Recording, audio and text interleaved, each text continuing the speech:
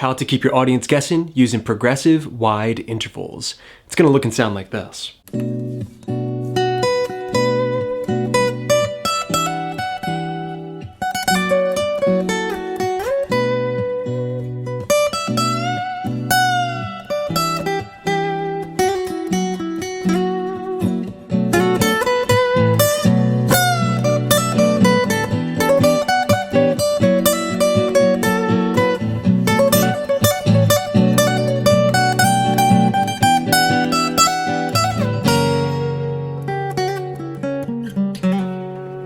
Let's break that down. Okay, a close look at the fretboard, getting started learning how to find progressive wide intervals on the fretboard.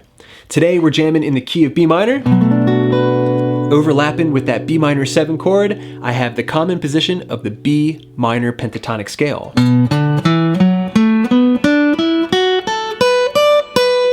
Okay, everybody should know that already.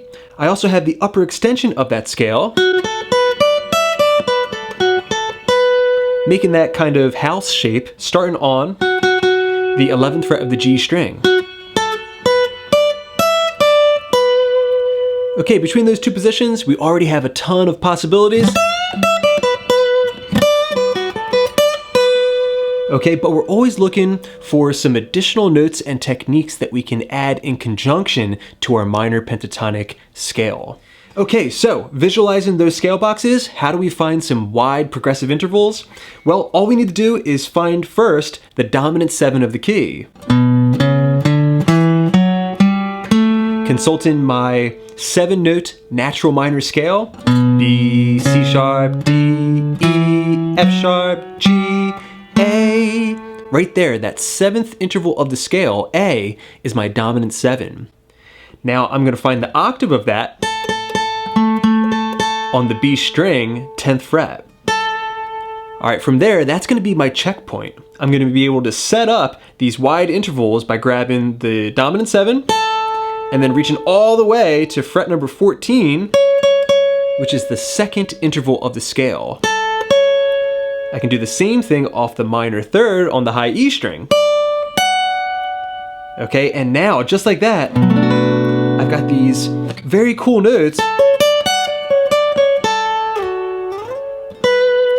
which have a kind of space age kind of sound to them. This is really a secret weapon trick that you can always bust out whenever you want to grab the attention of your audience. Now, another cool thing here is that these wide intervals are going to overlap with a position of the B minor chord played as a D shape, also an arpeggio of that chord,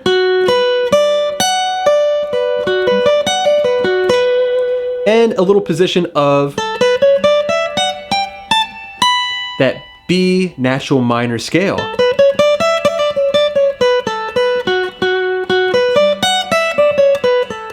So familiarize yourself with that position, link it to the minor pentatonic positions that you already know. Okay, and then it's going to be something that you can really use, something that you're going to feel comfortable reaching for in the heat of the moment when you're taking a solo. Okay, very good everybody. Now you should be able to find those wide intervals whenever you like. Just remember you're going to find that dominant 7 and let it rip. All right, for something interesting to really spice up your solos. Now, let's learn how to play the demonstration that I performed at the start of this video. Getting started with lick number 1.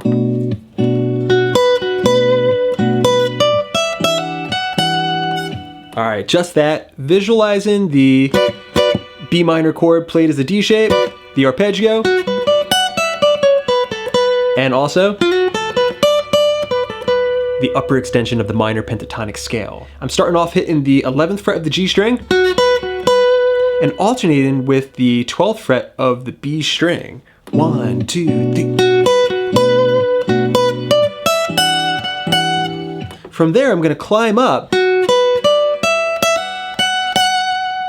All right, just going up the arpeggio, stopping here on the 12th fret, and hammering up to fret number 14, where I'm gonna pluck it a few times. Okay, put all that together and we have 1, 2, 3.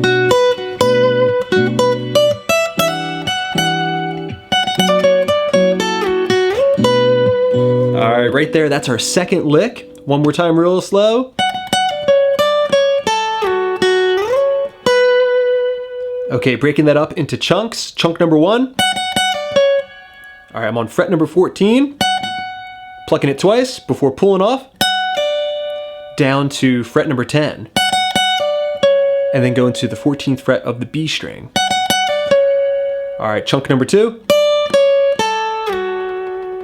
All right, that was 10, 14, 10, and then sliding down a minor third to fret number 7 of the B string.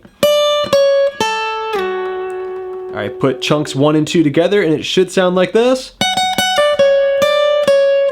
All right, then chunk number 3. All right, very wide intervals here. I'm sliding from 7 up to 14. And then vibratoing on fret number 12 of the B string. Okay, put all that together and we have 2 licks to practice. 1, 2, 3.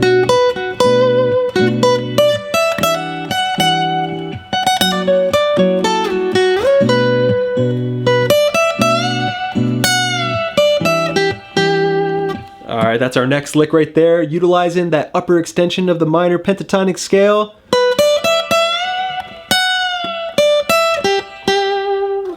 Okay, so there I'm walking up that upper extension, 12, 10, 12, doing a full bend, and then a release.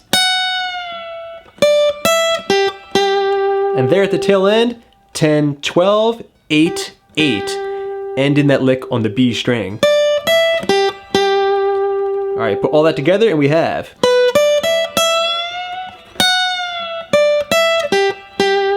And you can throw in an extra hammer on in there if you like.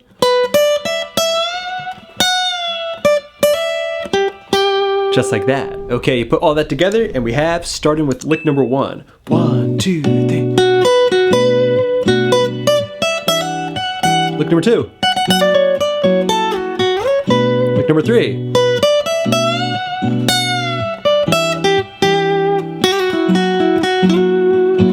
And right there we have lick number 4. Okay, so this is a great little transition lick with a little bit of a Spanish style, taking you from the 4 chord, in this case E minor, or E minor 7, up to the 5 chord, which is F sharp dominant 7. Okay, the beginning of the lick is still over top of that E minor 7 chord, so we're going to use some chord tones before switching to the 5 chord. All right, and borrowing a note from that chord, specifically the root note of that chord. All right, so this is what it means to play with intention. You're designing your licks, tailor-fitting them to the chord changes. Okay, so that lick starts with a hammer pull, B string 7th fret, up a half step, and then back again, before going to the 9th fret of the G string. That's part 1 of the lick. All right, then to transition up a full step to the dominant 7 chord, the 5 chord, we're just gonna alternate 7, 9, 7, slide, up to the root note of the chord, 11th fret of the G string. Okay, put that lick together and we have. Okay, now playing everything that we have thus far and also demonstrating the next lick in the solo. 1, 2, 3.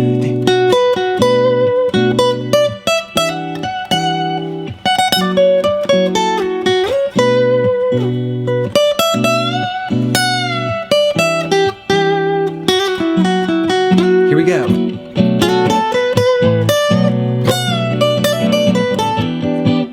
Okay, so thus far I've been jamming over top of a very simple 1-4-5 chord progression in the key of B minor. B minor 7, E minor 7, F sharp dominant 7. Repeats.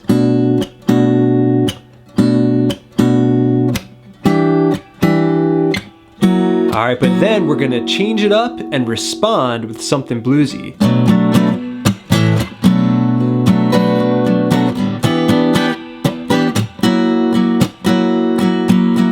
Okay, over those changes, I'm playing.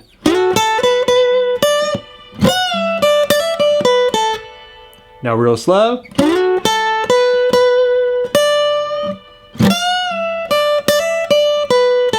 Okay, so that began sliding up into the upper extension of the B minor pentatonic scale with a double stop, fret 11 of the G and 10 of the B. And then we're just walking up that upper extension. 10, 12, 12, and then a slight bend on fret number 10 of the high E string.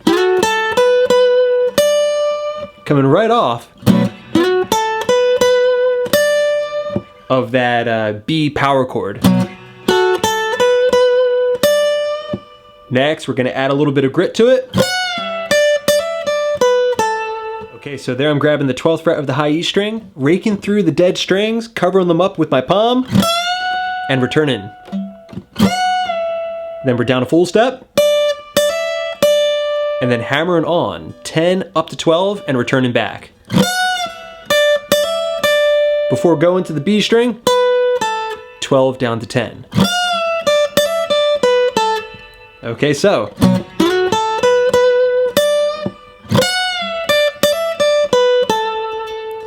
All right, that's gonna get us to the next lick, which is gonna look and sound like this. All right, very melodic. One more time, real slow.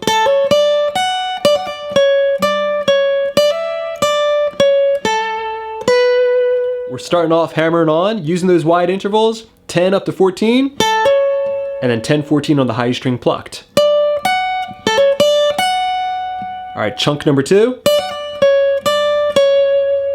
That was a hammer pull, 10, 14, 10. 14 on the B string, back to the high E string 10, and then returning to the B string. Put those two chunks together and we have. All right, then from here, it's gonna simplify. All right, that was a hammer on, 10 up to 12, back, the B string 14, and then finishing up going 10 up to 12 on the B string. You put that phrase together and it should sound like this.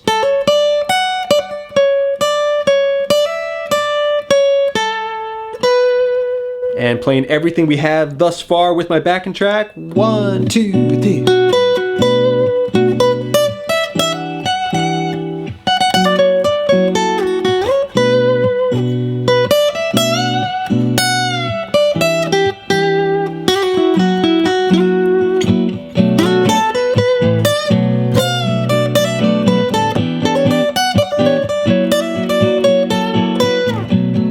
Okay, now jumping into our final lick, which is going to be a repetition phrase, allowing you to fill in some space. And in fact, this lick is going to take you through the entire chord progression. B minor 7, E minor 7, F sharp dominant 7. Looks and sounds like this. 1.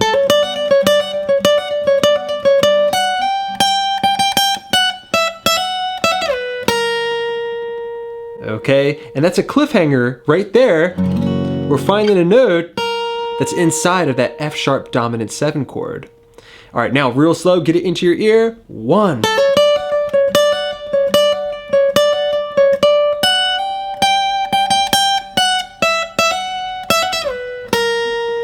Okay, so that begins a half beat from the start of the measure. 1. Then we have this hammer on, 10 up to 14 on the B string. 1. All right, from there, we're gonna have this little repetition part, repeating 4 times.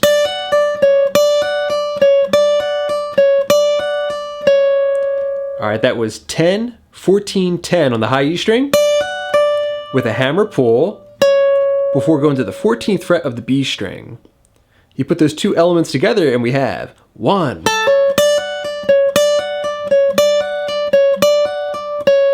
Then we're gonna play. Okay, so that was 10, 14, sliding up to 15. We're going to pluck that note a few times once we get there. Nice and fast right there at the tail end. Then we're going down a half step before playing 12 and hammering up to the 14th fret of the same string.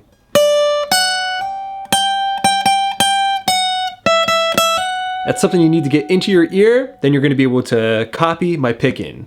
All right, one more time.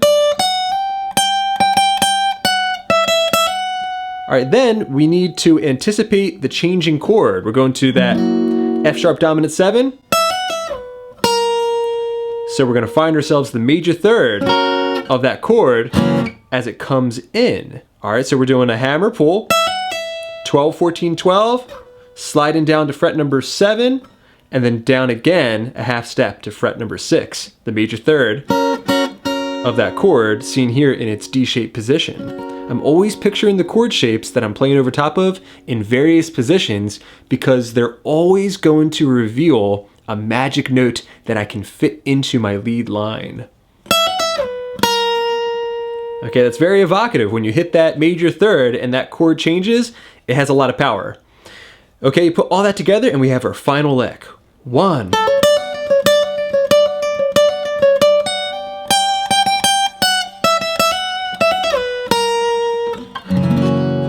And off of that major third of the F sharp dominant 7 chord, I did play a nice little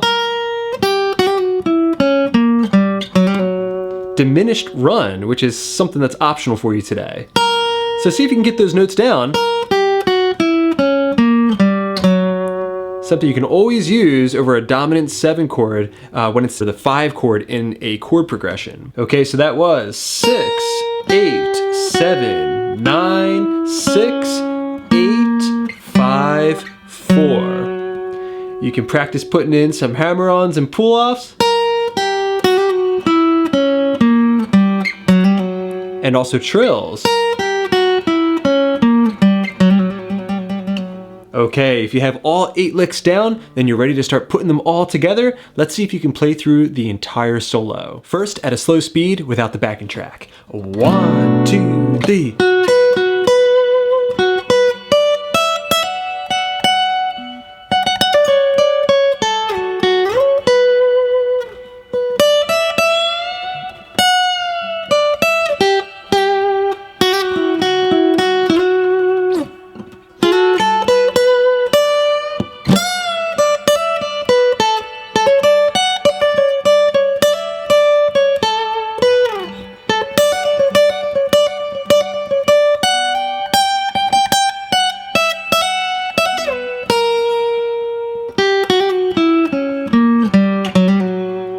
All right, now with the backing track, see if you can play along a lot faster. Here we go. 1, 2, 3.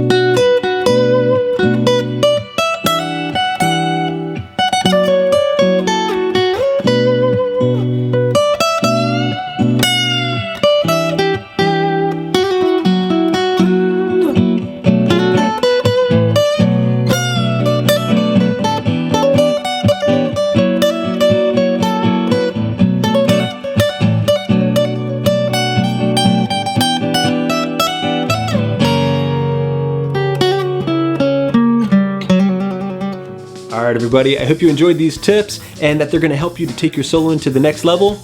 I wanna remind you, if you want to enjoy this and all my other popular lessons with tabs, backing tracks, chord sheets, and other resources, you can head to patreon.com/Swiftlessons. There you're gonna find an entire library of specialized resources. Until next time, this is Rob coming at you from the Jersey Shore saying happy picking.